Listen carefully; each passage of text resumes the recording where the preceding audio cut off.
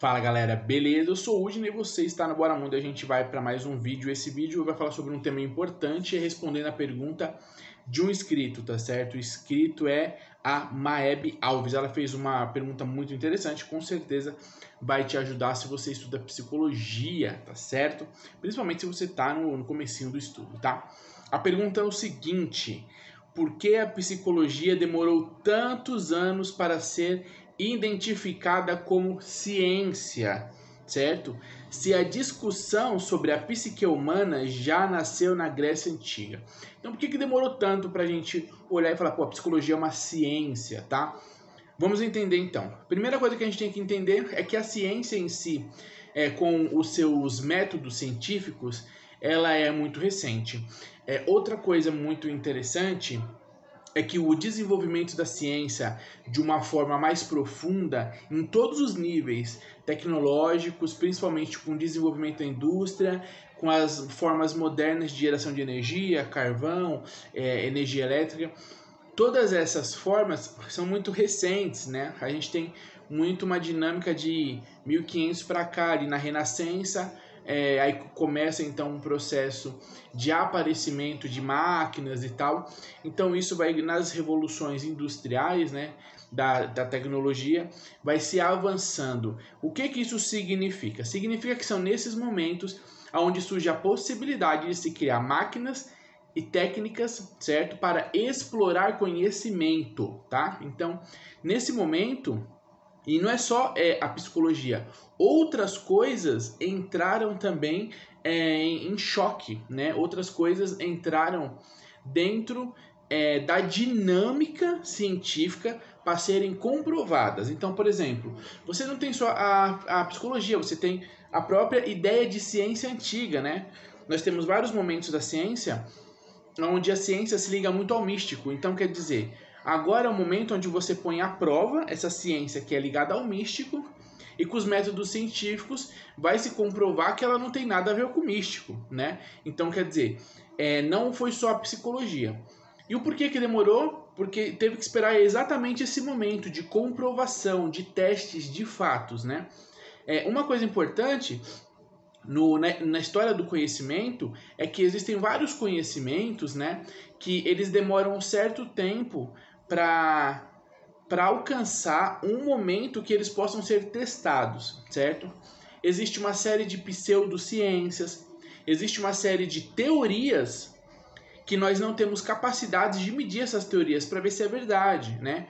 Por exemplo, o Einstein, ele teve várias teorias que ele desenhou, escreveu, mas não tinha tecnologia o suficiente para comprovar de fato que aquilo é real, fora os cálculos. Quer dizer, você tem os cálculos ali tal, as observações tal, beleza, isso é uma pontuação. Só que você precisa de uma comprovação mais evidente. E para comprovar de uma forma mais evidente, você precisa de tecnologia, né? Essa tecnologia vai surgir um tempo depois. Então, quer dizer, tem que existir a possibilidade teórica e tem que existir a possibilidade prática dentro da estrutura do método científico para comprovar se aquilo de fato pode ser considerado ciência, tá? Então, isso é a demora que leva para as coisas se comprovarem como científicas ou não, tá? Então, por isso que isso demorou. E aí você pode colocar um monte de coisa, como eu disse para você. Pseudociências, por exemplo, que querem se tornar de fato uma ciência. Tem pseudociências que vão ficar como pseudociências, só que a própria ciência desmente, né? A gente pode colocar como, por exemplo, a Terra plana, né? Terra plana é uma bobeira infantil, né? Porque a ciência já superou isso há muito tempo. A ciência já pontuou que isso é uma coisa antiga, uma ideia antiga, é uma ideia religiosa, antiga, né? Religiosa que eu digo assim, estava muito dentro da ideia dos mitos, né? Então, hoje em dia a gente sabe, com toda a tecnologia que nós temos, que a Terra é esférica ali, né? Tem um formato mais esférico. Então, quer dizer, a ciência, ela vai avançando e vai criando ferramentas. E aí, nesses momentos, então nós temos a disponibilidade, a possibilidade de tentar comprovar cientificamente aquilo. Por exemplo, a gente vai ter em 1500 ali o René Descartes, né? 1500 e pouquinho, o René Descartes ali que vai fazer uma coisa interessante que abrindo corpos, né, cadáveres, vai estudar a musculatura, uma série de coisas e vai começar então um estudo mais profundo da anatomia humana. Veja só, em 1500 só, né? Agora imagina o tanto de teorias que não tinha. Se a gente vai na Idade Média, nós vamos ver que existem várias teorias engraçadas, né? De coisas como os sentimentos estão dentro do coração, dentro do estômago, uma série de coisas que não compactuam com a verdade. A gente vê que não é verdade, né? E da onde que veio esse tipo de conhecimento? Veio da percepção. Por quê? Porque não tinha ainda ferramentas para você abrir o corpo e estudar de fato aquilo de uma melhor forma, aplicar um método para ver se é aquilo mesmo, colocar em prova. Não tinha, então vieram essa série de conhecimentos que são baseados na percepção humana, naquele tipo de ferramentas, naquelas condições que os seres humanos tinham naquele momento para trabalhar aquela ideia.